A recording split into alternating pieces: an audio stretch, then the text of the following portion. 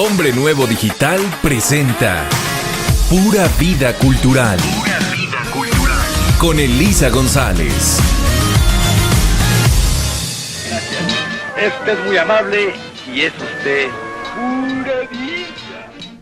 Hola, ¿qué tal, amigos de Pura Vida Cultural? Aquí estamos nuevamente disfrutando este bello día y hablaremos de los pueblos mágicos de nuestro hermoso país. Tenemos un gran invitado, él es Mario López Rojas y nos acompaña en esta hora pues para ilustrarnos y compartir con nosotros toda su experiencia y conocimiento. Él estudió para técnico en Administración de Recursos Humanos y la licenciatura en Pedagogía.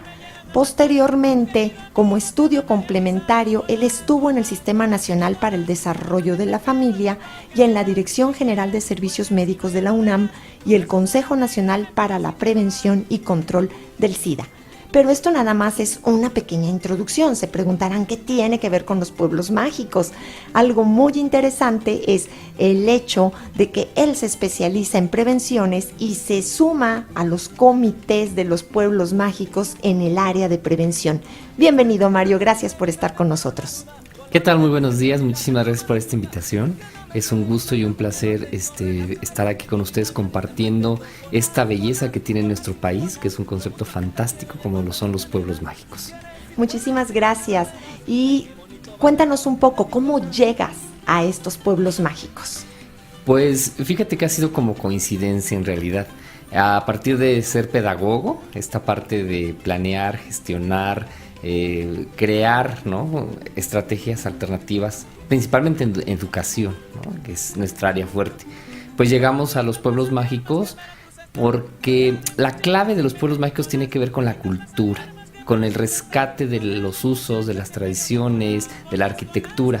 Pero resulta que para los turistas, para los visitantes, pues es algo sorprendente llegar a un pueblo mágico y conocer lo que hay. Pero ¿qué pasa con los habitantes?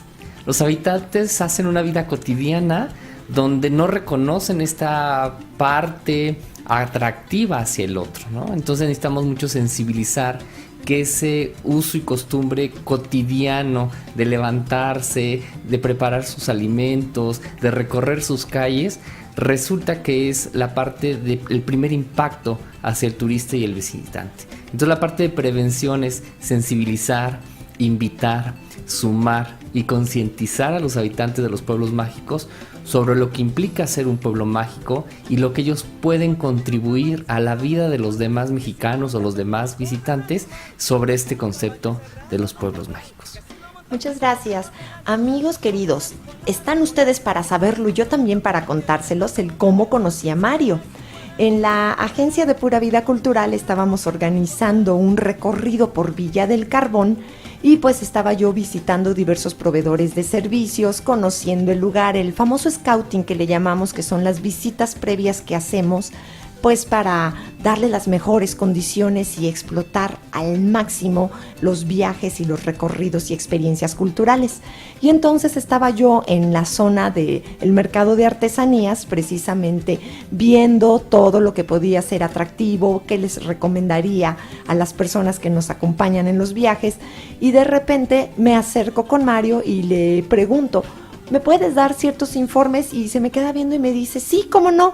Y entonces al momento ya de contactarnos, así me dice, no, es que yo estoy encargado, ¿sí?, de ciertas actividades en el Comité del Pueblo Mágico. Esto es, caí pero en blandito, y a partir de ahí la experiencia ha sido formidable. Nos recibieron en Villa del Carbón y nos van a recibir en otros lugares en el futuro próximo de la misma forma para sacar el máximo provecho y conocer estos pueblos como Mario señala. Sí, entonces caí en blandito contigo, Mario, justamente. Bendita coincidencia, sí. Así pasa. Estratégicamente, bueno, de las actividades que desarrollamos tiene que ver con el impulso artesanal o de productos locales, ¿no? Hacer que la gente comprenda que esa actividad también es una actividad económica que reditúa y que genere un cambio, y que los pueblos mágicos van dirigidos a eso, a generar economías alternas para los habitantes. Entonces, bueno, en el espacio en que nos encontramos fue fantástico porque nos permite este diálogo a partir de lo local, pero pues también encontramos diferentes personalidades y personajes, ¿por qué no?, que llegan a buscar los atractivos principales. fue una buena coincidencia y creo que es una buena mancuerna porque así podemos ir articulando lo que el visitante llega buscando y lo que aparentemente no está a la vista de aquellos que no conocen los espacios. Así es.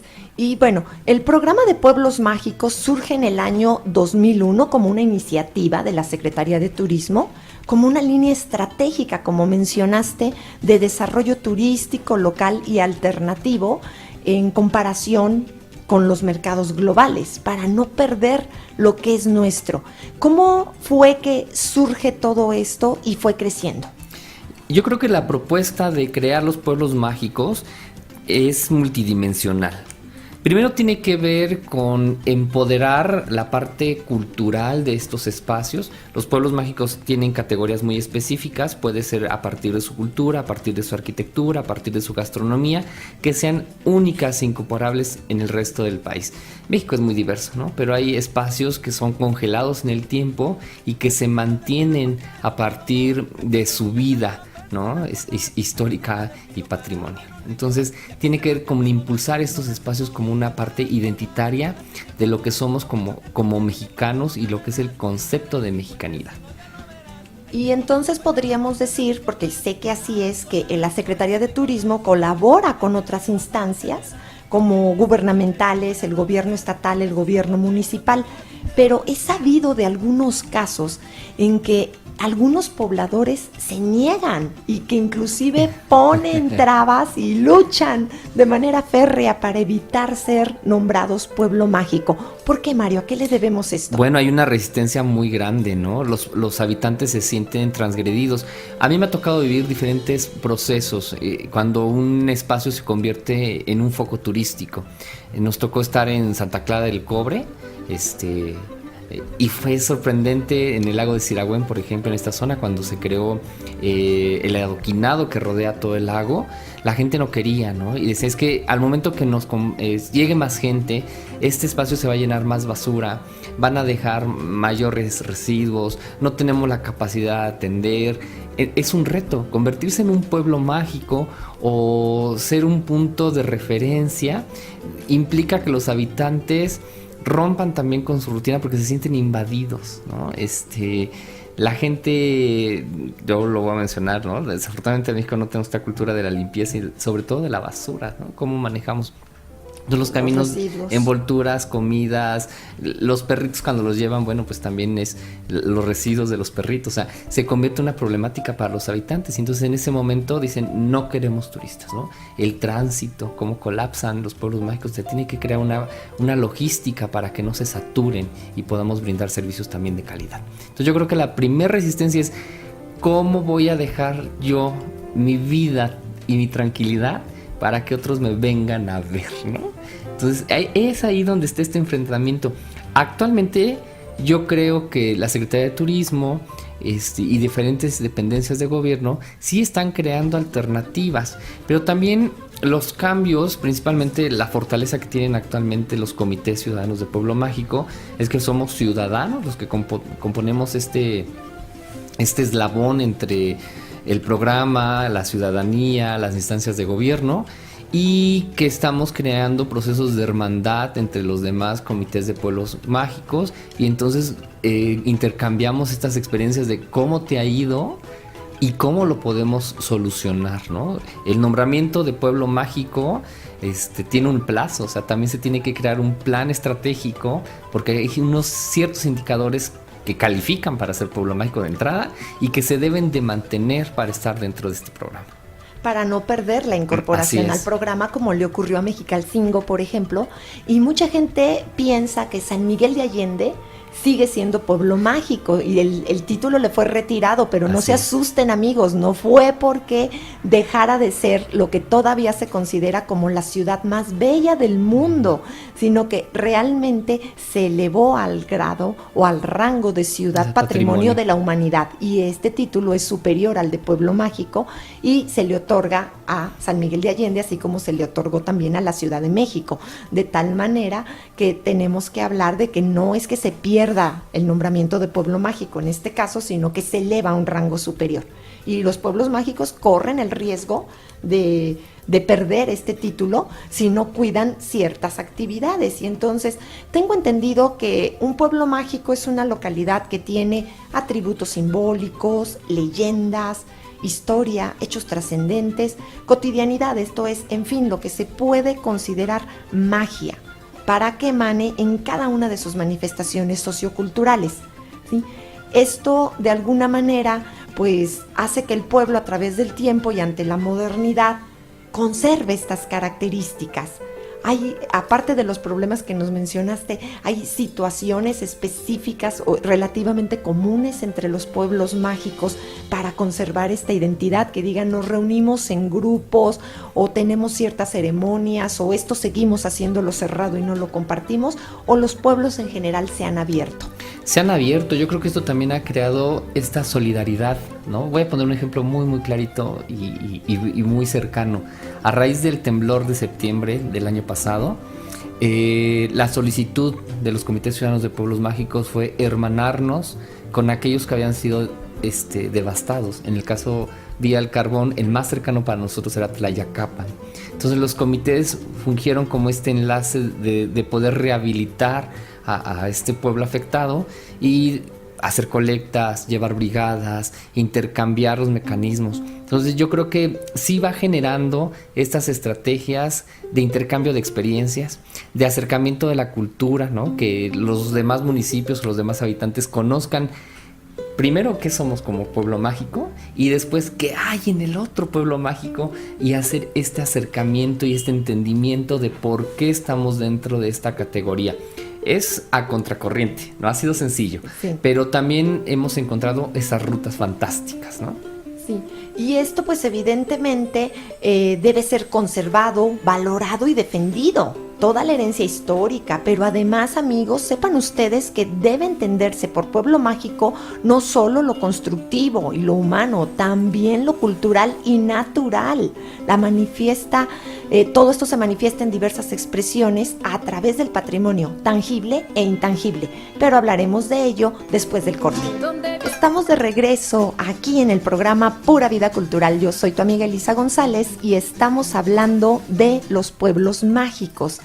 Querido Mario, sabemos, y como dijimos antes de irnos a corte, que existe un patrimonio tangible, pero también un patrimonio intangible. ¿Cómo califican ustedes esto en los comités de los pueblos mágicos? Voy a hablar en el caso de Villa del Carbón, al que pertenezco, y yo creo que ha sido la labor más ardua entre nosotros, por el tipo de pueblo mágico que somos. Existen otros que su patrimonio se basa en las edificaciones, en la parte arquitectónica, en la parte histórica. Hubo algún personaje ilustre o se gestó algún movimiento en ese espacio o tiene alguna aportación para la cultura del país. El caso de Villa del Carbón es totalmente una excepción porque está dentro de la categoría por la belleza natural que posee. Eso quiere decir manantiales, ríos, presas, bosque, ¿no? O sea, somos ricos en eso. Entonces de repente trabajar el concepto tan intangible de naturaleza y belleza a la gente le cuesta trabajo porque es algo que ya no está tan valorado en estos días, ¿no? Entonces crear esa construcción y esta conciencia entre los habitantes y los visitantes no es sencillo. Pero de ahí se desprende todo, porque la naturaleza nos entrega. En Villa del Carbón hay una especie de hongo azul que es única, y entonces la encontramos en cierta temporada y encontramos platillos específicos por temporada gracias a la naturaleza, ¿no? Entonces desglosar todo lo que tenemos a través de esto y que la gente llegue y lo respire porque es sorprendente, sí. Llega y dice, ay, aquí huele diferente. Pues sí, no hay smog, no hay contaminación. Entonces desde ahí entra, desde los sentidos, ¿no? La parte del intangible es, nosotros estamos persiguiendo la idea que es mágico por naturaleza y que debemos de llevarlo a través de los sentidos. Así es, entonces estamos hablando y que es parte de lo que nosotros en Pura Vida Cultural a veces tenemos problema, es la experiencia. Vendemos algo intangible. Hay veces que las personas me dicen, pues es que no es igual que si yo voy y compro un aparato, compro una bolsa, unos zapatos. Sí, me divierto en el viaje, pero es también estar haciendo conciencia de vivir la experiencia, que finalmente cuando Dios nos llame, es lo que nos vamos a llevar, las experiencias, todo lo demás se queda aquí.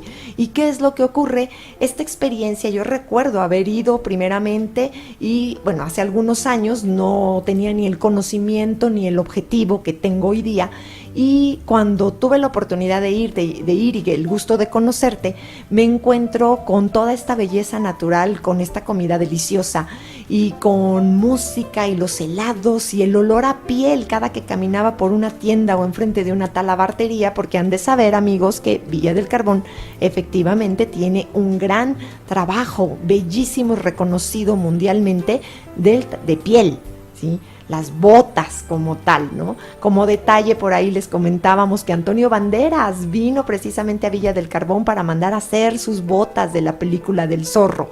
Y bueno, a estos son algunos detalles intangibles que tú dices, ¿cómo se tiene el valor? Sí, me llevo unas botas, pero ¿cómo las aprecio de tener que ir allá y tener que ver el clima, la naturaleza, el ambiente tan cálido de las personas? Eso creo yo que es lo principal en un pueblo.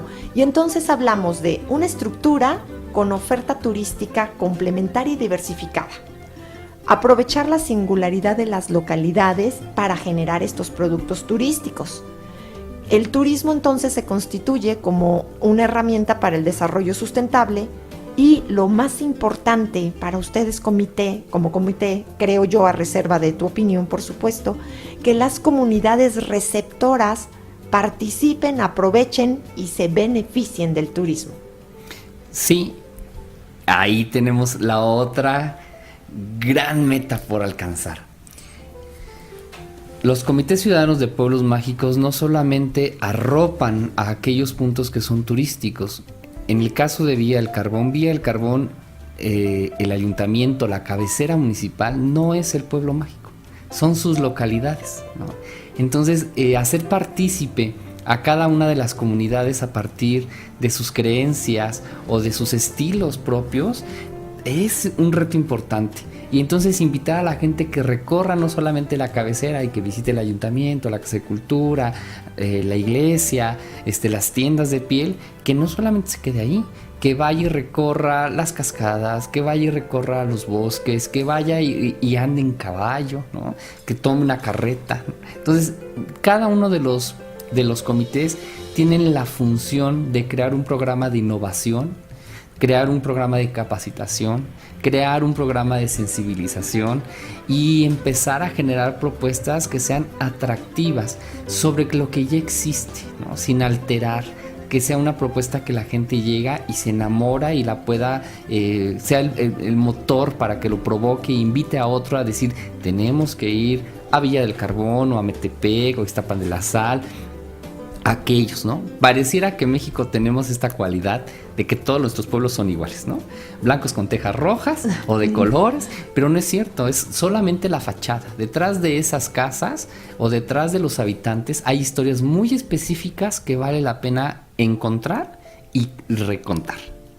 Exacto, y ahorita que dices blanco con tejas rojas, pensé en Aculco, este bellísimo pueblo mágico en el Estado de México. No puedo evitar recordar las enchiladas de Aculco.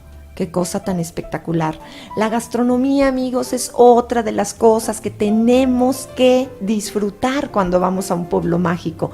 Hay personas que me dicen, sí, es que tengo, no sé, como que cierta renuencia a comer insectos, por ejemplo.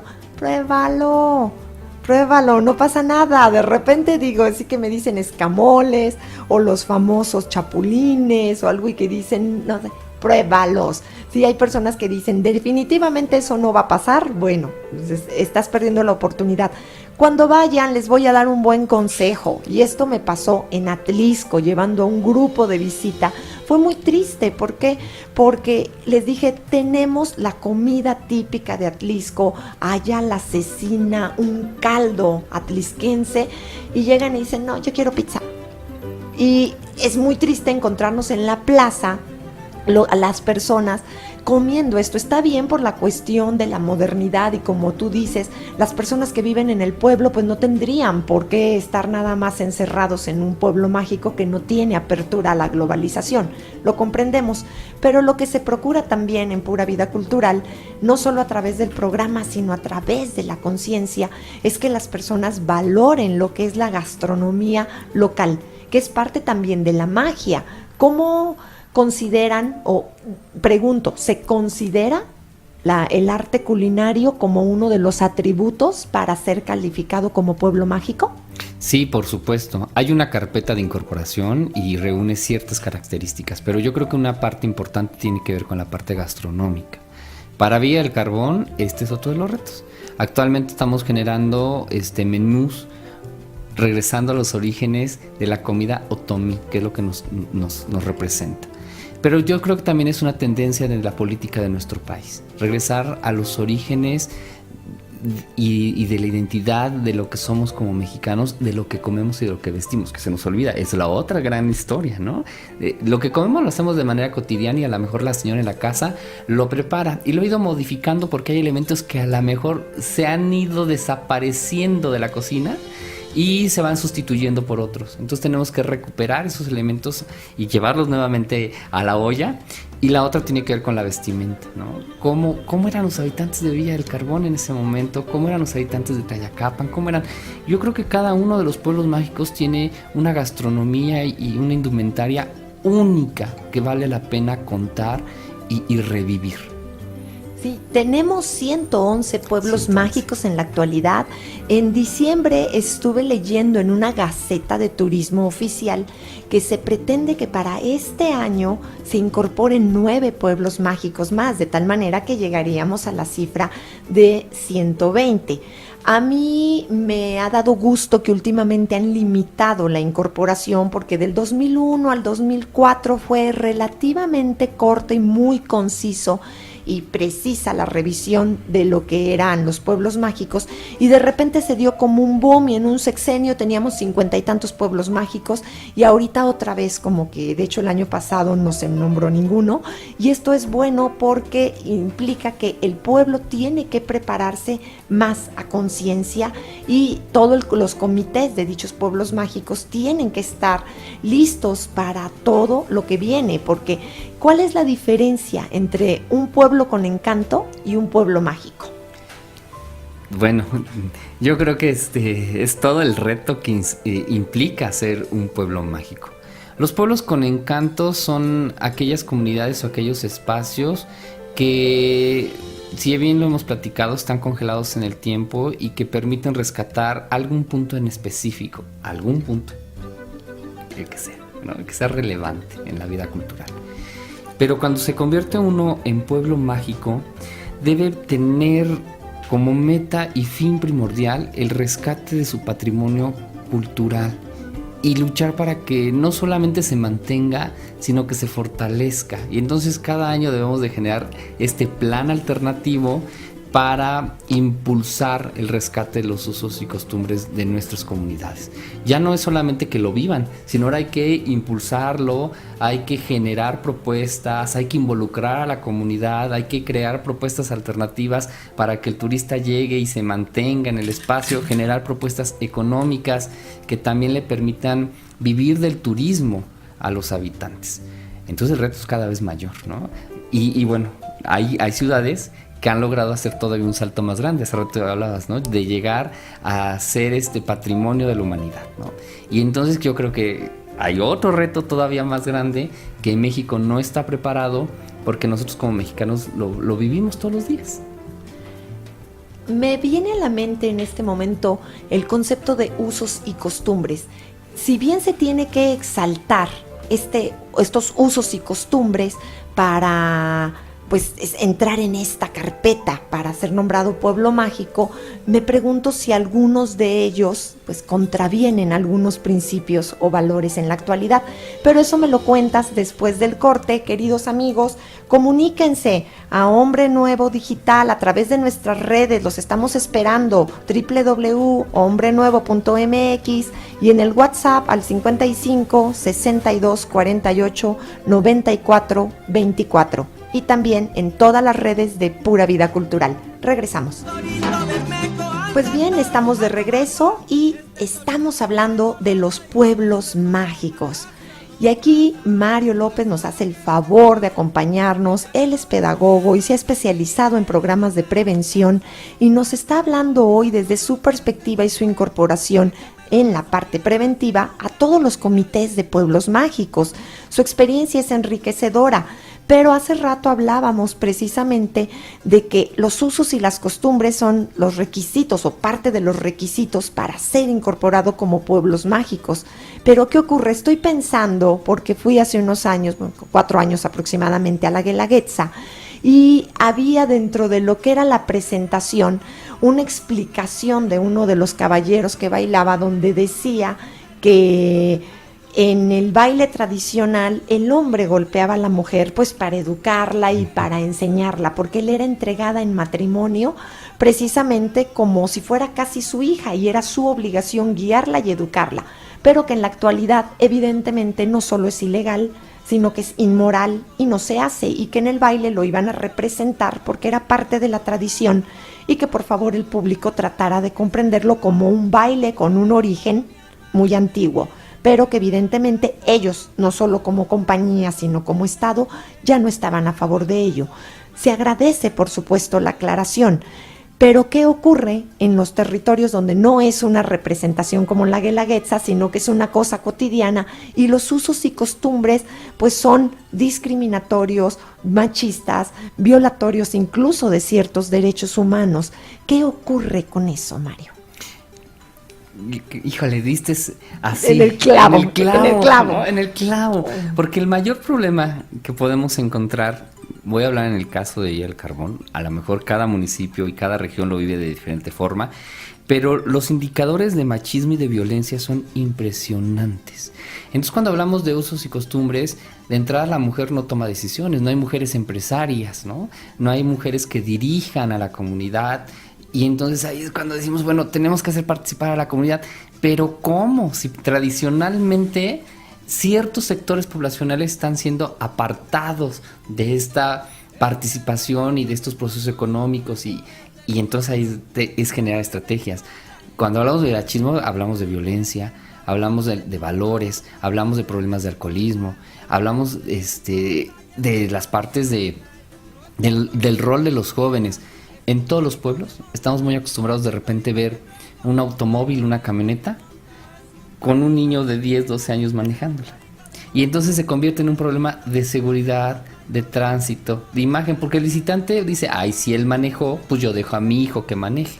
Y entonces vamos generando procesos que no están ya dentro de la normalidad, ¿no? De la modernidad, pero que es un uso y costumbre local. Entonces empatar y decirle al ciudadano y al habitante, oye, no permitas que tu hijo maneje porque llega alguien y alguien más lo hace, es difícil.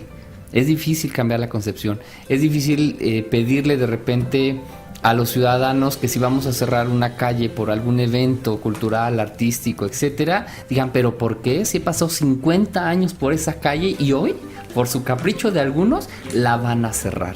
Entonces, de repente, romper con esta parte de lo que ya existía e intentar implementar cosas diferentes, no voy a hablar que nuevas porque ya a lo mejor ya existen, pero diferentes en ese contexto, contraviene con lo que la gente a veces tiene como cotidianidad y como estilo de vida. Entonces ahí es donde estamos trabajando más. Ahí está el reto, ¿no? En que los hoteles atiendan con mejor calidad, que atiendan con mayor rapidez, que den servicios de otro nivel, que incorporen a sus productos esta parte del origen, que se sientan orgullosos de lo que producen, ¿no? Y no es fácil. No debe serlo, o sea, lo vivimos cotidianamente y sé que es difícil, pero esto también me lleva a otra pregunta. Secturo, la Secretaría de Turismo, destina ciertos recursos presupuestales para los pueblos mágicos con la intención de, como ellos mismos lo ponen, y entre comillas, mejorar la casa, ¿sí? ¿Cómo se asignan estos recursos presupuestales? Bueno, hay una convocatoria anual, los comités deben de presentar sus propuestas que quieren desarrollar al plazo de un año, pero yo creo que aquí es el otro reto. Actualmente los pueblos mágicos no es una instancia de gobierno, o sea, el municipio no decide, ¿no? Ni lleva la batuta. Es una cuestión solidaria entre un comité ciudadano conformado por habitantes, empresarios, cualquier persona que se quiera acercar y ser parte de este equipo de trabajo, y las autoridades municipales. Y en conjunto deben de crear estratégicamente lo que pretenden impulsar o darle realce. Pero el reto principal es que un ciudadano común dedicado a la parte hotelera, restaurantera, que producen botín en nuestro municipio, pues nunca ha tenido este acercamiento con reglas de operación de gobierno federal, que no tiene manera de gestionar un plan estratégico y sacar objetivos, indicadores, metas, alcances. O sea, la parte de la planeación no es sencilla. Y entonces, si el municipio y esta parte de los comités ciudadanos no están previamente capacitados para generar estas propuestas hacia los presupuestos, se quedan cortos.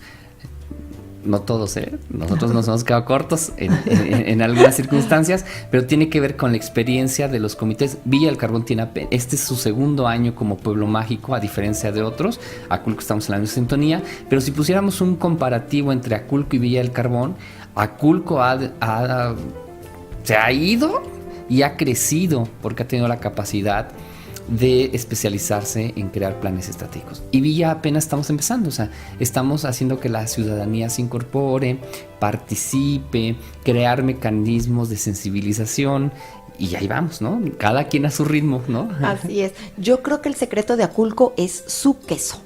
Sí, algo de tener ese queso. Algo tiene el queso de Aculco, definitivamente. Y entonces, tengo entendido que hay 4 grandes ejes temáticos de los pueblos mágicos que tiene que ver con lo institucional y el gobierno, el patrimonio y la sustentabilidad, lo económico y lo social, y por supuesto atender al turismo, que es parte de lo que nos decías. El comité se encarga de todo como ciudadanos o echa mano de diversas personas, tanto dentro como fuera del pueblo mágico, para cumplir con estos 4 ejes temáticos. Cada comité tiene una estructura propia. En el caso de Villa del Carbón estamos divididos en 4 mesas de trabajo, una mesa especializada en la parte de sustentabilidad, que es, yo creo, que la parte más fuerte, porque Villa del Carbón, lo repito, está por medio de una riqueza natural. Entonces esta parte de la sustentabilidad es fundamental para nosotros. El segundo tiene que ver con innovación, que es crear estas propuestas atractivas hacia el turista, generar propuestas económicas que no existen y que puedan despegar de una manera exitosa, porque no solamente es crearlas y a ver si pega, ¿eh? O sea, no tenemos, hoy nos equivocamos y mañana lo volvemos a intentar, no, tenemos que apostarle, porque si los recursos son pocos, pues entonces tenemos que aprovecharlos para que sean bien direccionados. Y la otra tiene que ver con esta mesa de planeación, y una más que tiene que ver con la promoción y la difusión. Pues ya estamos creando, estamos generando, bueno, ahora cómo lo vamos a dar a conocer. Entonces, cada uno de los comités tienen, de acuerdo también a su referente, a lo mejor algunos se enfocan más. Voy a hablar en el caso de Teotihuacán. Yo creo que todo el mundo conoce Teotihuacán, ya no necesita generar, o sea, ellos ya nada más se dedican a promover, a difundir, ¿no? Es un atractivo conocido aquí en México y en China, ¿no? Entonces, yo creo que cada comité se especializa en aquello que creen como opción. Para Villa es el reto porque no tenemos una pirámide en medio. Pero tienen la presa Tashimaya, ¿qué más quieren? La presa del Llano, el Río de Oro, o sea, hay muchos espacios turísticos, pero nuestra tarea es que sean visibles, que generen servicios de alto nivel y de alto impacto al visitante, al turista, y por supuesto generar una buena propuesta de difusión para que llegue a donde podamos llegar. Y esto que mencionas es importante porque tiene pros pero también contras. No tienen una pirámide, pero tampoco tienen el problema de ellos que la gente va exclusivamente a la pirámide. Y cuando se paran en el pueblo o a los alrededores, o sea, no lo hacen en la zona de comida de alrededor y las pirámides, y pareciera que ese es el pueblo mágico cuando ese es solo la zona arqueológica. Y allí son 2 pueblos mágicos en realidad, San Martín de las Pirámides y San Juan Teotihuacán. Y entonces ustedes dicen, no llegan a visitarme tanto, no, pero pues ellos nada más llegan a las pirámides, y de las pirámides es cómo me voy o cómo me los traigo para mi pueblo. A mí me tocó ir con una chica que hace unos muffins y pies y estos cupcakes de tuna, que son de allí de la región y dependiendo de la temporalidad son verdes o son morados, ¿no? Y son riquísimos y uno dice, pues es que realmente hay mucho que hacer. Ahora, requerimientos que tenemos, sabemos que es una población mínima de 20,000 habitantes, una distancia no superior a los 200 kilómetros o el equivalente a 2 horas de distancia vía terrestre a partir de un destino turístico importante y renombrado, conservar sus atributos simbólicos y una hermosa arquitectura que me consta que la tienen, hechos trascendentales y leyendas, pueblos muy antiguos que conserven su historia y cultura, que lo cotidiano, como mencionabas al principio, siga intacto, pero que al mismo tiempo las personas no se sientan transgredidas en su espacio y que los habitantes mantengan sus costumbres y tradiciones. A mí me encanta ir y ver esta vestimenta otomí, pero hace rato mencionabas la alimentación de carácter otomí. ¿Nos puedes dar algún ejemplo? Bueno, para Villa del Carbón somos parte de la ruta otomí. En la parte gastronómica estamos trabajando para rescatar los ingredientes. Entre ellos yo creo que tiene que ver con la parte más de los quelites, de los hongos, el uso del maíz, que es una parte importante, y de ahí se deriva todo lo demás. Yo creo que es bastante vasta la parte otomí. En la investigación acabamos de ver tortitas de ajolotes, que es impresionante. Decían, ¿quién va a querer? Pues no lo sé, pero si en algún momento existen, bueno, vamos a recuperar y vamos a probar. Por algo existieron, ¿no? Muy bien, pues seguimos después del corte hablando de la permanencia y de un pueblo mágico muy especial al que visitaremos próximamente. Estamos de regreso aquí hablando de los pueblos mágicos y nos acompaña, nos hace el honor Mario López, que pertenece al Comité del Pueblo Mágico de Villa del Carbón, pero que actualmente también están apoyando a Tlayacapan, de lo que les hablaremos en un momento, en el estado de Morelos. Sabemos, Mario, que las medidas importantes para la permanencia en el programa de Pueblos Mágicos es que haya avances y resultados. Una infraestructura, servicio e imagen urbana, pero obviamente apegada a los parámetros que se establecen para los pueblos mágicos, con equipamiento turístico, esto es nada de que atravieso con mi autobús a la mitad del pueblo, y excelencia y calidad en los servicios. Hablando de avances y resultados, ¿qué es lo que les exige la Secretaría de Turismo? Bueno, yo creo que cada uno de las ramas del sector turístico tiene sus propios retos. Los restaurantes, yo creo que su parte fuerte tiene que ver con la parte del sector salud, ¿no? Que los alimentos estén preparados, que se certifiquen, que los establecimientos estén regulados, ¿no? En la cuestión hotelera, bueno, que estén dentro de la categoría que les pertenece, que brinden el servicio de calidad. Si son partes, en cuestión de espectáculos, bueno, que cubran con toda la normatividad de seguridad hacia los espectadores. Y ese es el reto que los comités se enfrentan, porque de repente, ¿cómo llegamos con el sector restaurantero, hotelero, aquellos que se dedican a atender de manera directa y decirle, oye, necesitamos que tu servicio, si ya es de calidad, ahora sea de súper calidad, ¿no? Y que todo intente estar en la mejor sintonía y que todos trabajemos de una manera, en una cohesión, que vayamos sobre un objetivo de ir mejorando. También tiene una parte administrativa porque hay que llenar formatos de alcances, de metas mensuales, y entonces la gente dice, esto de ser pueblo mágico es más trabajo que beneficio. Pero también lo van viendo ellos en números, ¿no? Cuando se empieza a promover, Villa se ha visto rebasado en 2-3 ocasiones al momento de generar una propuesta de la Feria del Pulque o de la Feria de la Barbacoa o de la Feria del Conejo. O cuando llega Pura Vida Cultural con su autobús atravesando. Que es un reto, ¿no? Y entonces se generan estas propuestas y entonces decimos, sí, en realidad el ir ofreciendo o diversificando los servicios generan alternativas económicas para todos, porque es una salpicadita a todos, ¿no? Desde quien lo recibe, desde quien sirve, desde quien vende la nieve o el lotito, o sea, es para todos. Todos los habitantes, los programas de Pueblo Mágico está pensado para que si todos participamos en la misma línea, todos tengamos la misma oportunidad. Sí, me recuerdas un poco lo que es mi mentalidad de cultura empresarial, de negocio que no da para todos, no es negocio. Así es. ¿Sí? Entonces creo que esto es importante. Respecto a la infraestructura, servicios e imagen urbana, ya he estado los últimos 3 meses 3 veces en San Miguel de Allende y, por ejemplo, allá tienen 7 colores. Únicamente son los permitidos para las fachadas de las casas. 7, me dirán, ay, son muchísimos, sí, pero son de la gama de amarillos, naranjas y terracotas. Uh-huh. Entonces, te vas por el rojizo, te vas por el amarillento o te vas por el anaranjado. De allí no te puedes salir. Pero esto conserva, como decías, una cohesión muy bella visualmente hablando.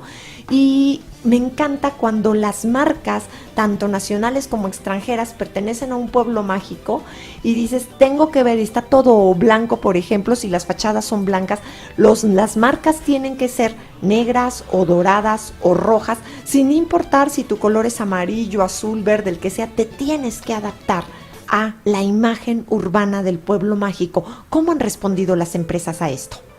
Afortunadamente en Villa del Carbón, afortunadamente no tenemos grandes marcas, ni siquiera tenemos banco, ¿no?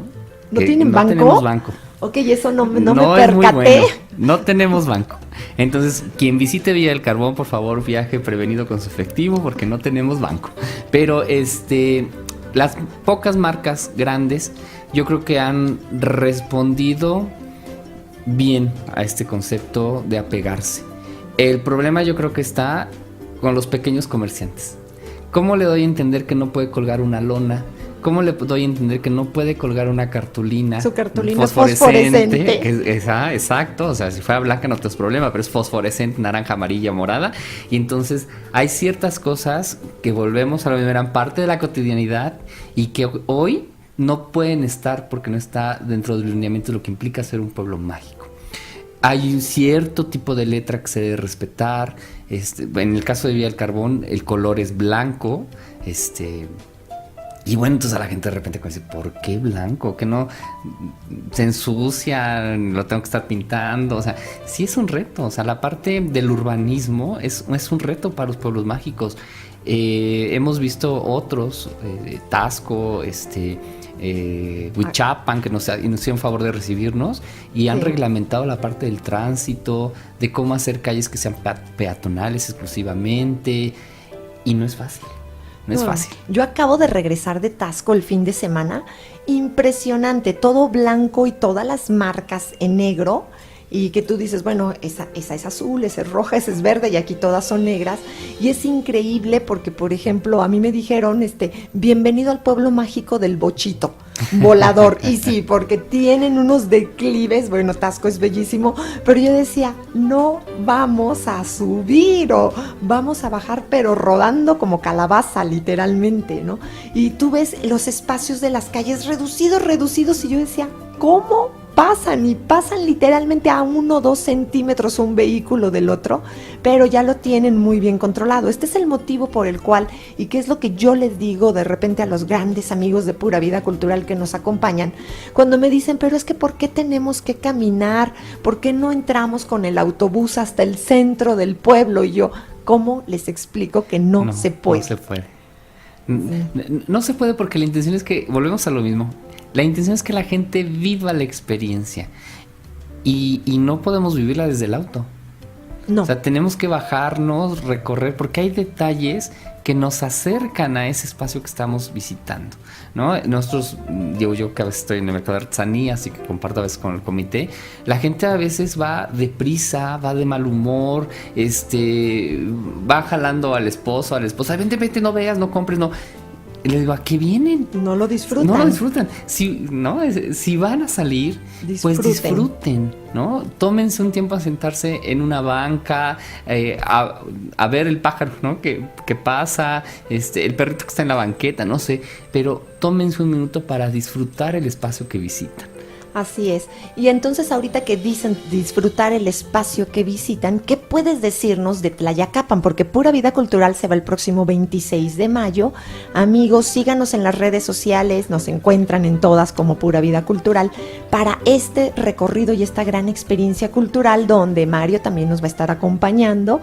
Es Tlayacapan. ¿Qué nos puedes contar de ello, Mario? Bueno, Tlayacapan es una cápsula en el tiempo, sin duda, ¿no? Es un lugar situado en el estado de Morelos, muy cercano a Huastepec, que es como el referente, está como 15 minutos de Huastepec. Es importante porque está dentro de la ruta de los conventos del estado. Su convento, el más grande, pues es el de San Juan Bautista. Es patrimonio de la humanidad, es un convento importante. Dañado actualmente a través del sismo. Es el primer palacio municipal, también actualmente su torre principal se derrumbó a través del temblor de septiembre, pero arquitectónicamente es bellísimo el lugar. E históricamente, bueno, tiene que ver con la parte de la alfarería y la cerería, ¿no? Está la fábrica de ceras y velas más importante del país entre el siglo XV hasta el siglo XIX, entonces vale mucho la pena conocerlo. Y fíjate que este espacio de la cerería tiene el primer captador de agua del siglo XV. ¿No? O sea, nosotros en el siglo XXI estamos pensando en los captadores de lluvia y resulta que en el siglo XV ya existían y ahí está el primero y el que se ha mantenido vigente, ¿no? Entonces, Tlayacapan para mí es un orgullo. Me tocó trabajar con el presidente municipal y con el comité ciudadano, con Simón, que es el presidente, pero a partir del temblor es el primer municipio que se levanta por la cohesión de los habitantes y el ritmo de trabajo que tuvieron para recuperarse a través del sismo, ¿no? Pero hay algo que nadie sabe. Tlayacapan tiene momias, tiene unos pequeños niños momificados que estaban en el atrio del convento de origen español. No conocen exactamente qué o cómo llegaron ahí, pero también es importante porque es la cuna de los chinelos, que es lo que representa el estado de Morelos. Entonces pueden visitar los talleres donde se elaboran estos trajes representativos del estado y bueno, también ahí se elaboran todo lo que tiene que ver el barro en los talleres de alfarería y hay unas cositas que les llaman la fruta de horno, que son unas galletas de piloncillo de la región. Se hacen en muchas partes del país, pero es como el fuerte. Y bueno, si lo complementamos con la parte gastronómica, tienen cierta influencia de la comida xochimelca y olmeca. Entonces vamos a encontrar algo que también es bastante representativo de la zona. Y me llama la atención porque estaba leyendo recientemente que si bien Tlayacapan es el lugar de la cecina, mucha de esta cecina no viene de la zona precisamente. Aquí sabemos que, bueno, Tlayacapan podemos definirlo como que se esconde toda una serie de maravillas en este lugar, que incluye un paisaje montañoso espectacular, el palacio municipal más antiguo de México, docenas de bellas capillas de barrio, tradiciones, gastronomía y el soberbio convento del siglo XVI de San Juan Bautista, que desafortunadamente tengo entendido que en este momento todavía no es posible ingresar y visitarlo por completo, pero sí el exterior. Sí, se puede visitar. Independientemente, bueno, los mexicanos somos a veces muy malinchistas, ¿no? Y vamos de rapidito y a veces tampoco no entramos a los espacios. O sea, vemos un edificio y ¡ay, qué bonito está por fuera! Pero no nos tomamos esos 2 minutitos para entrar y encontrar qué se encuentra en el interior de este inmueble. En el caso de Tlayacapan, independientemente que el día de hoy a lo mejor hay espacios que todavía están cerrados al público porque todavía no se llega a evaluar el riesgo o están todavía en recuperación, principalmente los inmuebles de carácter histórico, porque eso solamente el INAH puede intervenirlos y recuperarlos en cuestión arquitectónica, ¿no? Entonces, pero vale mucho la pena visitar el lugar. Tiene unos callejones, unos puentes, la arquitectura de las casas y los talleres es impresionante. Entonces hay que visitar Tlayacapan. Hay que visitarlo, sí. Y entonces nos recomiendas la compra de alfarería, las velas, hay posibilidades de hacer la propia vela. Así es. Por ejemplo, comer riquísimo, divertirse y relajarse. Pues amigos, haremos esto el próximo sábado 26 de mayo. Comuníquense con nosotros. Tenemos, ya saben, las redes de Hombre Nuevo Digital y en internet www.hombrenuevo.mx y también todas las redes para Pura Vida Cultural y el WhatsApp de Pura Vida Cultural 55 36 75 60 59. Mario, muchísimas gracias por acompañarnos y por ilustrarnos, ha sido un placer. Es un gusto, muchas gracias por la invitación, los esperamos en Villa El Carbón y sin duda visiten el Mercado de Artesanías, ahí estamos para servirles y atenderles, y si necesitan cualquier información, bueno, les dejamos la agencia de Villa El Carbón, que es 55 27 29 54 14, ahí cualquier información que requieran. Muchísimas gracias. Y bueno, me despido y te recuerdo que soy tu amiga Elisa González y soy Pura Vida Cultural. Hombre Nuevo Digital presentó Pura Vida Cultural con Elisa González. Nos escuchamos la próxima semana. Hombre Nuevo Digital Transmite desde sus estudios en la Torre Presidente Reforma, Andrés Bello 45, Colonia Polanco, Ciudad de México. Hombre Nuevo Digital. Formación en valores para un mundo mejor. Estamos cerca de ti. Una estación de Hombre Nuevo México.